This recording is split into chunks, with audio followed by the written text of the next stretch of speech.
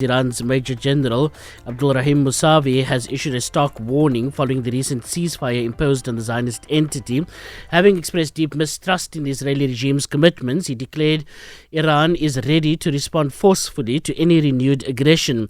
His remarks come amid a fragile but yet calm 12-day war that has shook the region. So where to for the Islamic Republic of Iran after its decisive operation against the Israeli entity is the question we now ask of Professor Syed Prof Marandi, an Iranian political and regional analyst.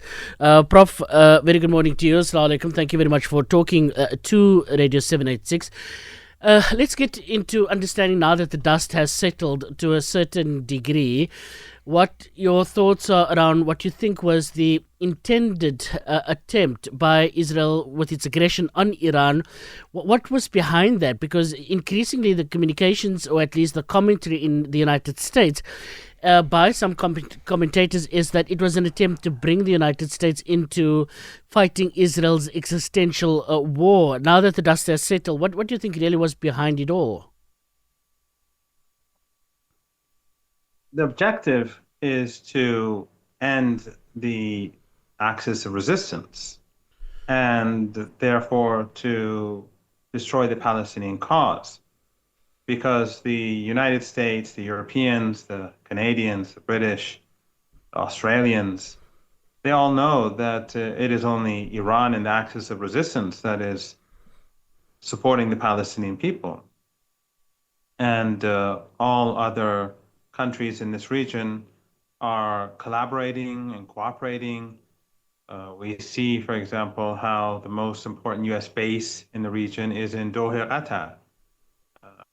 Qatar pretends to support the Palestinian people through Al Jazeera, but the reality on the ground is that that very same airbase was used to bomb Yemen. Or we saw how the radar stations in Qatar and the Emirates, in Bahrain, and in Turkey, the Incirlik Air Base, those radar installations were used to help the Israeli regime against Iran, both offensively and defensively. And we saw how Jordan also supported the United States and allowed its airspace to be used.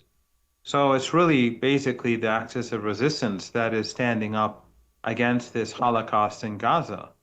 And therefore, the United States and the Israeli regime and their allies want to extinguish the Palestinian cause.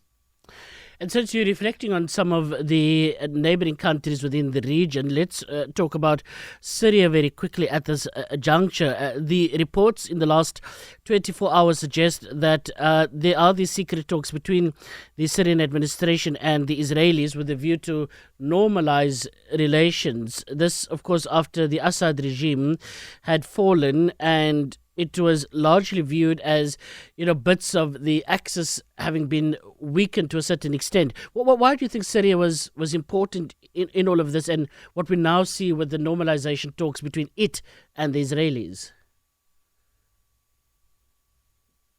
It's quite clear that the dirty war on Syria was to destroy the Palestinian cause. It was to help destroy the Palestinian cause, except for the most sectarian of people who are obsessed in their ideology and their hatred and contempt, whether it's sectarian or racist or religious. And of course, many of them are funded by these oil and gas-rich dictatorships directly or indirectly in the Persian Gulf region, which have tried for many years to create a narrative of hatred towards the axis of resistance, and they did achieve a lot. And except for these people, though, everyone else has come to the recognition, those who are politically aware of what Syria was all about. We all remember, those of us who are politically informed as well, and that includes your audience, the February the 12th, 2012 email from Jake Sullivan to Hillary Clinton, where he said in Syria, Al-Qaeda is on our side. The objective in Syria was to destroy the Syrian government and to bring in a regime that would be bound to the West. And that's why Qatar, Turkey, Jordan, the Israeli regime, among others, and NATO they were all involved in this operation. And today we're seeing the results. We're seeing the regime allowing the Israeli armed forces and the Israeli regime to enter further into the country. They refuse to resist or protect the country. Instead, they target minorities, they target Kurds, they target their neighbor Lebanon, but they don't dare do anything about the Zionist regime. Because we have to remember, these same groups were also funded by the Israeli regime. They had bases during the Dirty War alongside the occupied Golan Heights. So with the weakening of the fall of Syria, of course, brings about difficulty for the axis of resistance because Palestinians in the West Bank were supported through Syria. In Lebanon was supported through Syria. Gaza, in its own way, was supported through Syria. Syria was a bridge to help the axis. Now we see that the Golani regime is carrying out negotiations. He is blocking any assistance to the resistance through Syria, and also he's arrested Palestinian activists in Syria. Of course, these actions are always we see how apologists for this dirty war are always trying to justify the situation, but no one believes this anymore. Yeah, and look, Syria has been technically at war with the Zionist entities since the occupation of Palestine in 1948 with the Nakba until, of course, recent times when the Syrian government had fallen and we saw what was once, very much an ally of the United States and remains an ally of the United States, these, groupings like Al-Qaeda and ISIS and so on that now have their leadership having had, some of the sanctions now being lifted and with a view to normalize relations, and that comes as well as normalizing relations with Israel. Talking about the Zionist entity, there's a trip that Donald Trump is about to undertake. We understand Netanyahu said he will meet with Donald Trump next week. It comes as the United States is pushing for a ceasefire in Gaza that they say could be everlasting. What is your reading about timing and under which conditions a ceasefire like this could be found? Well, also another thing that I should have added that does fit with what you're asking, the question that you asked, is that Al-Qaeda and ISIS, or Al-Qaeda and ISIS, they've always been tools of the West, and they continue to be tools of the West. You've never seen these groups carry out major attacks in any of the countries loyal to the United States, but they did bring down Libya, which was independent of the West, regardless of the fact that these extremist Wahhabi and Salafi elements that are supported by these oil and gas-rich despots in the Persian Gulf, regardless of what they say, Libya was the most wealthy country in Africa, and it had excellent healthcare. It had excellent infrastructure compared to any other country. But of course, these regimes, along with NATO, under the guidance of the United States, destroyed Libya before they went after Syria. The same people who destroyed Libya then were sent to Istanbul to begin operations through Turkey and then also through Jordan. Of course, Turkey was the most important point. This is the exact same thing that we saw in Afghanistan. The Americans began the dirty war in Afghanistan first by funding what they called the Mujahideen in order to encourage the Soviet Union to invade Afghanistan so that they could create the Soviet Union's Vietnam. This is a popular myth that the Soviet Union first invaded. It was the Americans who first carried this out. This was carried out by Brzezinski and Carter. It's well documented. You can find it online. You can use DeepSeek to see the evidence. the first Takfiri books that were published for the Afghan people to make them anti-Russian or Soviet were published in the United States at Nebraska Omaha University. That was before the infrastructure was built for this sort of thing in Saudi Arabia and in the Emirates. These two countries at that time were at the forefront of these operations. And look what ultimately this caused in Pakistan. The extremism that they created for Afghanistan spread to Pakistan. And the Pakistan Minister of Defense, as you may have recalled a few weeks ago during the war between Pakistan and India, said to the West that for decades we were doing your dirty work. And that's basically the reality that the United States, the Europeans, and their regional allies destroyed our region and created extremism, whether in Libya, whether in Pakistan, Afghanistan, or in Syria. And of course, the people who fund the ideology behind this are in our region too today. It's these oil and gas rich dictatorships, and of course, Erdogan and others who use these extremists as their tools. And tomorrow, they can be used for Central Asian countries to disrupt the rise of BRICS and disrupt the rise of Asian economies. But that's why we have thousands of these Central Asian terrorists now being put into the Syrian army with the green light of the United States. And I think we've all seen how Trump has removed all the sanctions against Syria. Of course, the sanctions were always illegal, and the Syrian people should never face sanctions, that it was a disgusting, dirty war, part of the dirty war. But the point is that the Americans now, under Al-Qaeda and ISIS and Jolani, they have removed the sanctions, yet they won't remove the sanctions against Cuba. What threat does Cuba pose to the United States or the West? Yeah. We were told that ISIS and Al-Qaeda were a threat. So in any case, that aside, very swiftly to respond to your question, there never was a ceasefire. Iran never accepted a ceasefire. Iran accepted a halt in hostilities. And it said that if the Israeli regime strikes again, Iran will hit it very hard.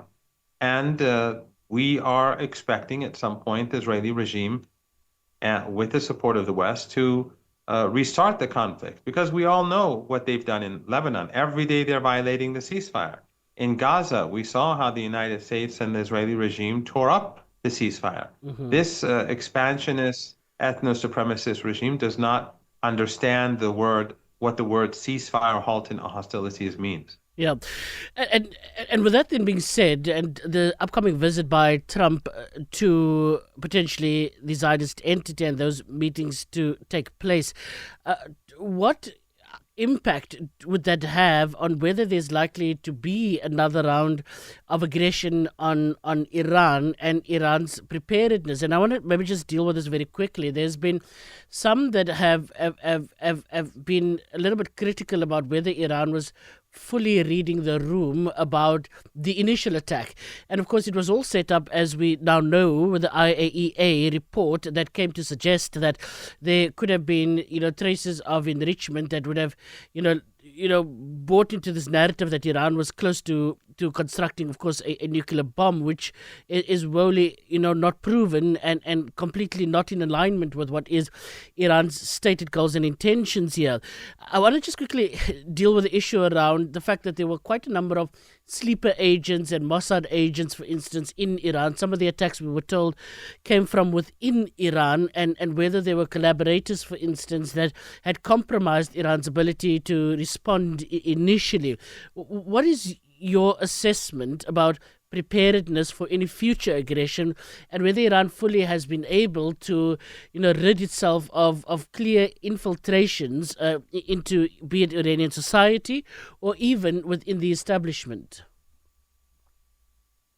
Well, unfortunately, there is a lot of misinformation and disinformation nowadays about Iran. And the same people who are constantly attacking Iran, they're the ones who are doing nothing at all about the Holocaust. It's the resistance that's making the sacrifices, whether in Lebanon or Yemen or Gaza or the West Bank or Iraq or Iran. And yet people who are sitting at home and bad-mouthing Iran and promoting sectarian narratives narratives, uh, they're doing absolutely nothing for the Palestinian people, and that is their objective. They want the people who fund them, the people behind them, they want the resistance to fail, and and by extension, they are working to end the resistance in Palestine. Obviously, this was a blitzkrieg attack on Iran, and even if you are waiting for an attack, when a sudden attack takes place, you're going to take hits. It wasn't as if Iran didn't know that the United States and the Israeli regime would ultimately attack. I've said that in interviews before the attack regularly, that I don't expect a war where the United States invades Iran. I think that's impossible. But I do believe that the chances for a military conflict, airstrikes, and that sort of thing are quite possible. And of course, the same is true with the Israeli regime.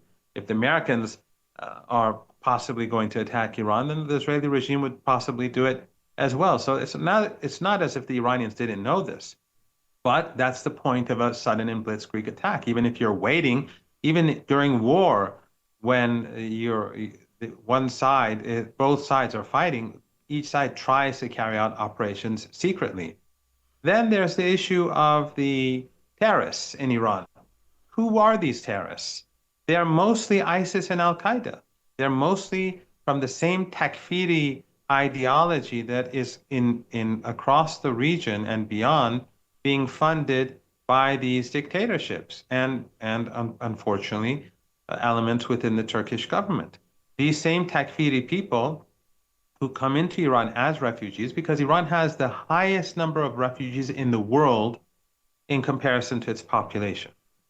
And so many of these people were refugees, but they were and continue to be affiliated to ISIS, Al-Qaeda, and certain elements of groups within Afghanistan. And Iran has been dealing with them, and it is difficult. It is very difficult because remember, Iran is not fighting the Israeli regime. Iran is not fighting the American regime. Iran is fighting the whole of NATO. And the regional regimes are not with Iran. They're with NATO. They are with the West. They may not be fighting against Iran, but they're collaborating with the West. Those countries that have Israeli embassies, those countries that export and import, those countries that have flights, direct flights, those countries that export oil or energy or transport oil and energy or do gas trade, these are all countries that are collaborating with the regime at a time when we have 21 months of Holocaust. So Iran and the resistance are heroically fighting against a very powerful and united enemy that has regional regimes as their collaborators. Some of those regional regimes may show us the flag of Palestine, but that's meaningless. They may have demonstrations for Palestine. Useless.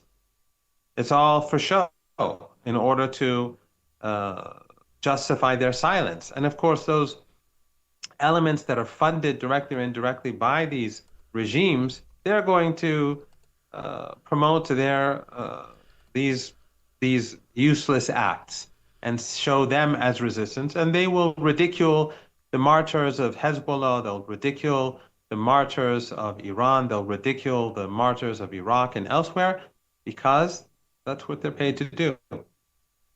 Let's quickly deal with the International Atomic Energy Agency, the IAEA, seen to be the watchdog of nuclear proliferation and so on. This report that claimed initially that there was, enrichment, to the point that showed traces of Iran potentially working on something, deliberately vague, that could suggest that Iran was, seeking to build a nuclear bomb, which Israel, of course, used as some sort of a justification or grounds for why Iran must be stopped from having a nuclear bomb. And this question often bothers me with asking and framing because, if Israel is allowed to own, several nuclear warheads, if other countries are allowed to do it, what stops Iran from doing it. And look, I mean, nuclear bombs and those sorts of technology always, I think, is a disservice to humanity. But nonetheless, we sit with this conundrum now around what is the future of Iran's nuclear proliferation. The Iranian parliament and MPs within the Iranian political establishment have been pronouncing, saying that they could even go beyond the 90%. I had a conversation with the Iranian ambassador here in South Africa, to which, of course, he had highlighted that, I think around 90% is what is the threshold. But this doesn't quite mean that Iran now will be limited, because the JCPOA had been largely obliterated. And now we had, these talks that were scheduled with the United States. And then before those talks, the attack on Iran. Where do you think Iran will now lead its nuclear program, and whether we're looking at enrichment, beyond the 90% threshold? Well, first I have to point something out to your listeners and viewers, and that is that the International Atomic Energy Agency is dominated by the West. It's controlled by the West. Like all international bodies that were created post-Second World War, they were all controlled by the West, created by the West in order to maintain Western hegemony. For example, during the Syrian Dirty War, when regional regimes were collaborating with Americans and Israelis to undermine Syria, they used the OPCW, which is the Organization for Chemical and Biological Weapons. And the experts of that organization went to Syria when the West and Erdogan and the Qataris and others were making these claims that the Syrian government was gassing its own people. They sent their technical experts there, and those experts went and saw. And people, your audience can go and look at the work of Aaron Matei at the Gray Zone, he's done a lot of work on this, Gray Zone with an A.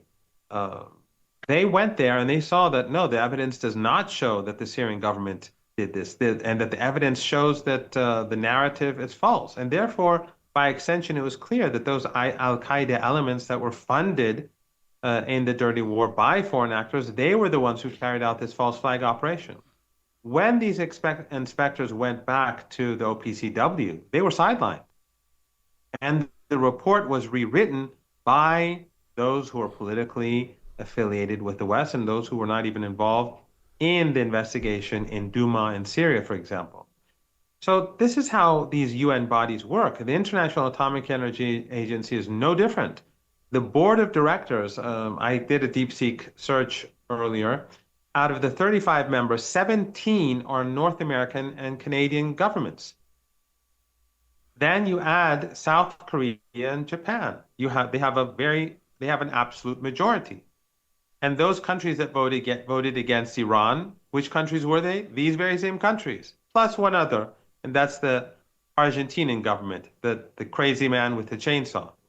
So you have 20 countries voting against Iran. Do they constitute the majority? Of course not. They are 15% of the global population at most. China voted against it. Russia voted against it. India didn't vote for it. Brazil didn't vote for it. None of the other members of the board voted for it. Mm-hmm. But they got their way. The head of this organization is an American representative. Just like the previous one. If your viewers and listeners go to WikiLeaks and look at the previous head of this organization, Amano, and his dealings with Americans, when he was a candidate to become the head, these are WikiLeaks documents. He told the Americans that I will do what you say if you choose me. I will be with you on all key issues. So does anyone expect the head of the organization to make statements other than the statements that come out of this organization? No, of course not. So the organization is there to justify aggression against Iran, just like in Syria, just like all the other international bodies. They are controlled and dominated by the West. In the UN Security Council, you have 5 permanent members. Britain and France are permanent members. Who are they? Britain and France are small players who are rapidly on the decline. You have countries like Iran, Pakistan, India, Brazil, that are Indonesia, that carry Kazakhstan. You have countries across the world that South Africa that carry much greater weight, whether population-wise, economy-wise, or from a moral perspective.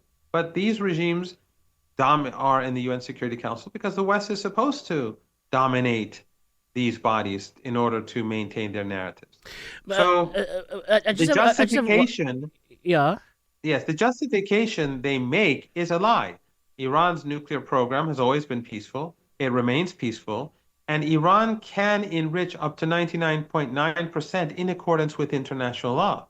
There is no regulation in the IAEA or in the NPT that forbids Iran from enriching uranium at 99%. The only issue is that you're not allowed to use it for military purposes. But, and I want to add here, but Iran can leave the NPT.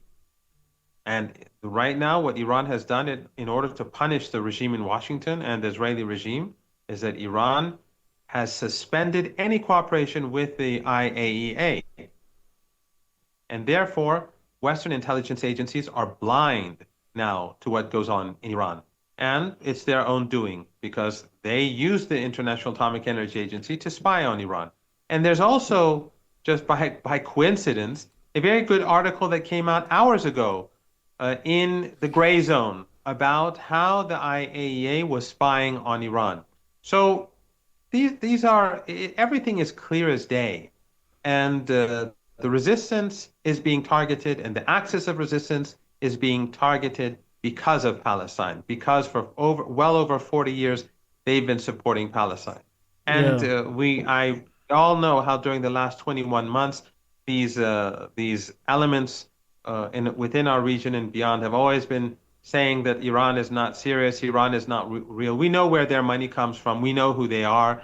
But I think it is for people across the world, in your country as well, and everyone basically now to join forces to put pressure on the West, to put pressure on the forces of Zionism to end the Holocaust in Gaza. Because at the end of the day, the key issue for Iran, for the resistance, the axis of resistance, is Gaza and the dying Palestinians of Gaza. They're dying every day, day and night. It never stops. And the focus should be on them. And we should not, the populations, whether in South Africa or Iran or elsewhere, no one should be tired. They should come to the streets. They should put pressure on their governments. And those who pretend to be supporters of the Palestinian people, yet are constantly attacking the axis of resistance, they are not the friends of Palestine. They are the friends of the American imperialism, which the latest updates around the Abrahamic Accords suggest that next week Netanyahu is going to visit the White House, where talks will continue around the sort of what they call the Abrahamic Accords. There's also the inclusion of Syria into that, and together with Saudi Arabia potentially signing up is what Steve Witkoff and others had to say. So the facade that always existed now will come to full bear with clear pronouncements around the likes of Saudi Arabia, Syria officially joining the Abrahamic Accords, which is this United States attempt to try and carve out a new order of things in the Middle East, making it a little bit more formal than what it already was. And so the Steve Witkoff, the American administrator or the American Trump's representative in the Middle East, he is saying that expect big news to come soon. And that visit by Netanyahu next week, I suppose we'll have to watch very, very closely.